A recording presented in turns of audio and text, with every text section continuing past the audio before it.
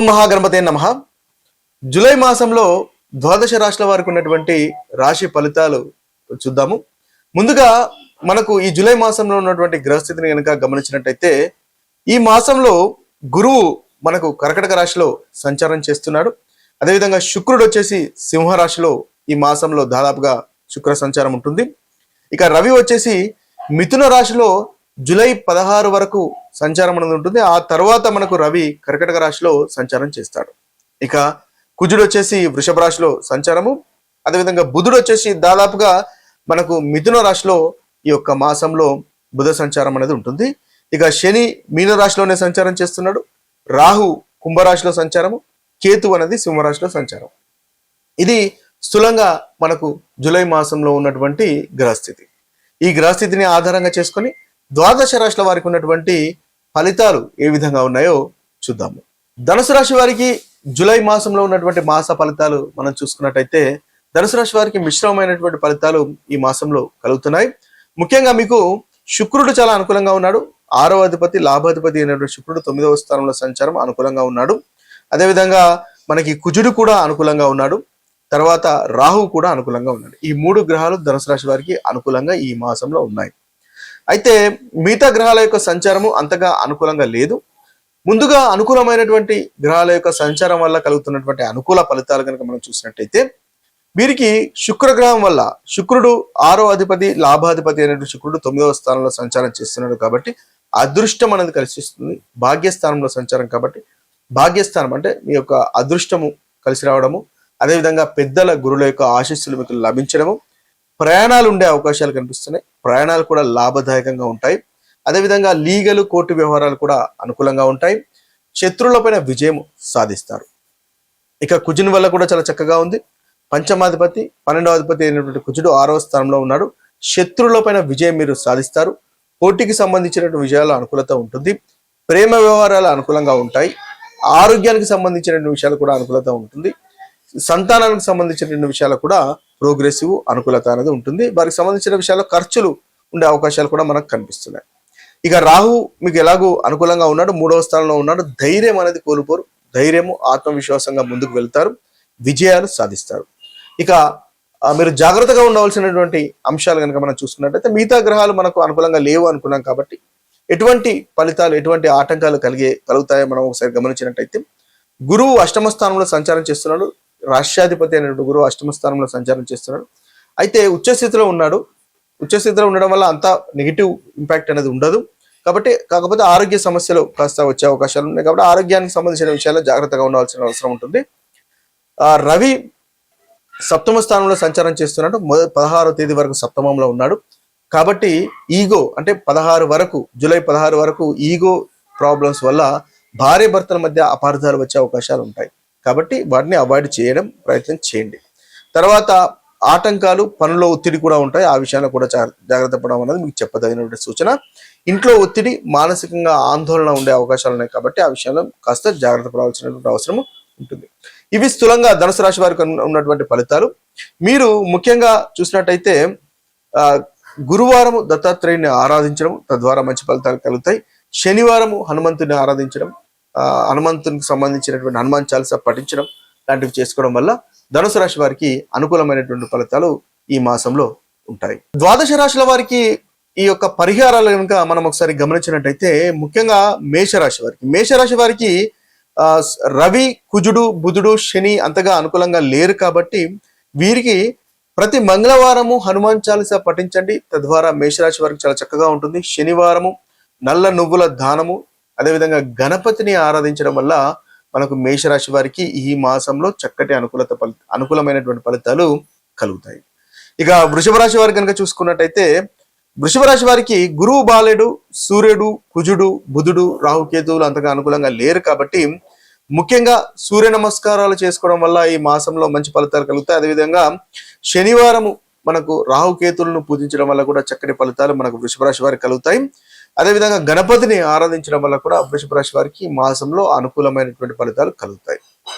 ఇక మిథున రాశి వారి కనుక చూసినట్టయితే మిథున రాశి వారికి రవి, కుజ, బుధ, శని, రాహువులు అంతగా అనుకూలంగా లేరు కాబట్టి ఈ మిథున రాశి వారికి ముఖ్యంగా బుధవారము విష్ణు సహస్రనామాలు చదవడము, లేదా వినడం వల్ల చక్కటి ఫలితాలు మనకు మిథున రాశి వారికి ఉంటాయి.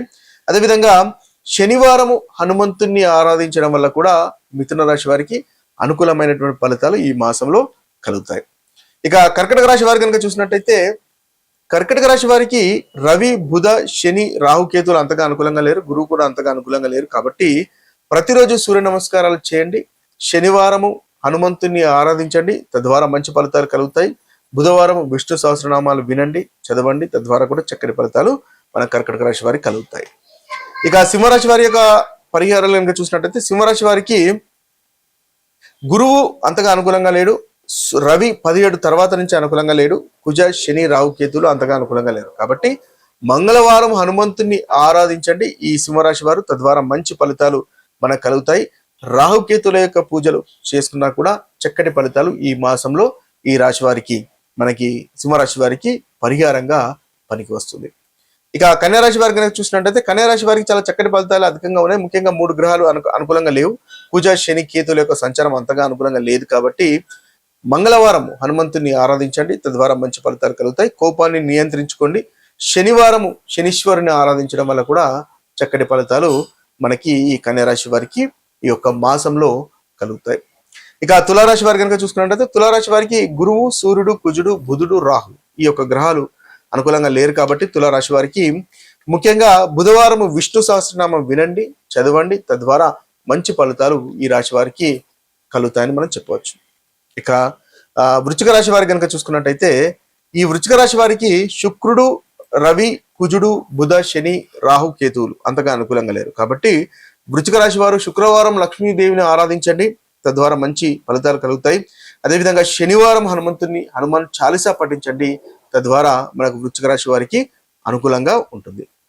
ఇక ధనుసు రాశి వారి యొక్క పరిహారం చూసినట్టయితే ధనుసు రాశి వారికి ముఖ్యంగా రవి, బుధ, శని, కేతువులు అంతగా అనుకూలంగా లేరు. కాబట్టి బుధవారము విష్ణు సహస్రనామాలు పఠించడము, అదేవిధంగా వీరికి చూసినట్లయితే శనివారము హనుమాన్ చాలీసా పఠించడం వల్ల ధనుసు రాశి వారికి చక్కటి ఫలితాలు కలుగుతాయి. ఇక మకర రాశి వారి యొక్క పరిహారాలు ఇంకా చూసినట్టయితే మకర రాశి వారికి రవి 17 తర్వాత నుంచి అంతగా అనుకూలంగా లేడు. కుజ, రాహు, కేతువులు కూడా అనుకూలంగా లేరు ఈ మాసంలో. కాబట్టి మంగళవారం హనుమంతుని ఆరాధించండి, తద్వారా ప్రతికూలమైనటువంటి ఫలితాలు తొలగిపోయి అనుకూలత పెరుగుతుంది. శనివారం కూడా శనీశ్వరుని ఆరాధించడం వల్ల, నవగ్రహ ప్రదక్షిణలు చేయడం వల్ల, ధ్యానము చేయడం వల్ల చక్కటి ఫలితాలు మీరు పొందగలుగుతారు. ఇవి పరిహారాలుగా పనిచేస్తున్నాయి.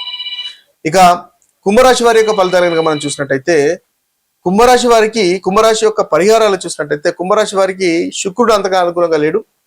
రవి 1 నుంచి 16 వరకు అనుకూలంగా లేడు. కుజ, బుధ, శని, రాహు, కేతులు అంతగా అనుకూలంగా లేరు. కాబట్టి శుక్రవారం లక్ష్మీ పూజ చేయండి, అది మీకు మంచి పరిహారంగా ఈ యొక్క మాసం కుంభరాశి వారికి కలుగుతుంది.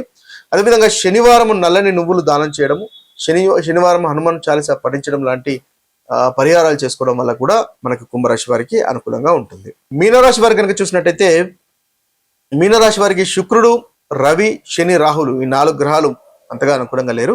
కాబట్టి శుక్రవారం లక్ష్మీదేవిని పూజించండి. అదేవిధంగా శనివారం కూడా హనుమాన్ చాలీసా పఠించడం వల్ల మనకు మీనరాశి వారికి చక్కటి పరిహారంగా ఉపయోగపడుతుంది. ఇవి స్థూలంగా జూలై మాసంలో ఉన్నటువంటి 12 రాశుల పరిహారాలు, అదేవిధంగా ఫలితాలు. అయితే రాశి ఫలితాలు మీకు ఏదైతే అనుకూలమైనటువంటి ఫలితాలు అంతగా అనుభవంలోకి రావట్లేదు అని కనుక మీరు భావించినట్టయితే మీ యొక్క జన్మ జాతకంలో దశ అంతర్దశలు అనుకూలంగా లేవు అని గమనించాలి. అదేవిధంగా మనం ప్రతికూలమైనటువంటి ఫలితాలు చెప్పుకున్నా అవి మీకు అనుభవంలోకి రానట్టయితే మీ యొక్క జన్మ జాతకంలో ఏదైతే దశ అంతర్దశలు నడుస్తున్నాయో అవి చక్కటి అనుకూలత ఉన్నాయని మనం గమనించాలి. కాబట్టి ఒకవేళ మీకు అంతగా అనుకూలమైనటువంటి ఫలితాలు కలగట్లేదు, కష్టాలు, బాధలు అధికంగా కనిపిస్తున్నాయి అని అనుకున్నప్పుడు జన్మ జాతకంలో ఏదైతే దశ అంతర్దశలు, గ్రహస్థితి ఏ విధంగా ఉందో తెలుసుకొని దానికి తగినటువంటి పరిహారాలు చేసుకోవడం వల్ల చక్కటి ఫలితాలు కలుగుతాయి. తద్వారా మీరు అనుకున్నటువంటి పనులు నెరవేర్చుకోగలుగుతారు, ప్రతికూలత కూడా తొలగించుకోగలుగుతారు. ఇవి స్థూలంగా ఈ మాసంలో ఉన్నటువంటి ఫలితాలు. మరొక వీడియోలో మరొక రాశి ఫలితాలతో కలుద్దాము. అంతవరకు సెలవు.